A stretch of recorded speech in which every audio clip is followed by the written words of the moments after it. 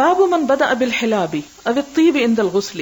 باب جو شروع کرے حلاب کے ساتھ، اور حلاب کہتے ہیں اتنا بڑا برتن جس میں اونٹنی کا دودھ بھر جائے، کہ اس کے اندر پانی ڈال کے اگر ایک انسان نہاتا ہے، اب الطیب یا خوشبو لگا کر عند الغسل نہانے کے وقت، یعنی خوشبودار صابن یا شیمپو یا ویسے خوشبو لگا لیتا ہے تو کیا اس کی اجازت ہے؟ اور بعض نے کہا کہ حلاب جو ہے وہ ایک طرح سے عربوں کے ہاں کچھ بیجوں کو کوٹ کر ایک ایسا ابٹن سا بناتے تھے جسے اپنے جسم پہ ملتے تھے، تو اس سے بتانا کیا مقصود ہے کہ کیا نہانے میں صرف پانی بہانا چاہیے یا اپنے جسم کو کچھ اور چیزوں سے بھی ملا جا سکتا ہے یا ان سے بھی دھویا جا سکتا ہے۔ حدثنا محمد بن المثنى قال حدثنا ابو عاصم عن حنزلة عن القاسم عن عائشة قالت كان النبي صلی اللہ علیہ وسلم اذا اغتسل من الجنابة، کہ نبی صلی اللہ علیہ وسلم جب جنابت سے نہاتے تھے، دعا بشيء نحو الحلاب، تو حلاب جیسی چیز منگواتے، فاخذ بکفه، پھر اپنے ہاتھ پہ ڈالتے، فبدأ بشق رأسه الايمن، پھر اپنے سر کے دائیں حصے میں ڈالتے، ثم الايسر، پھر بائیں میں، فقال بهما على رأسه، پھر اس کے ساتھ چلو لے کر اپنے سر پہ ڈال لیا کرتے تھے۔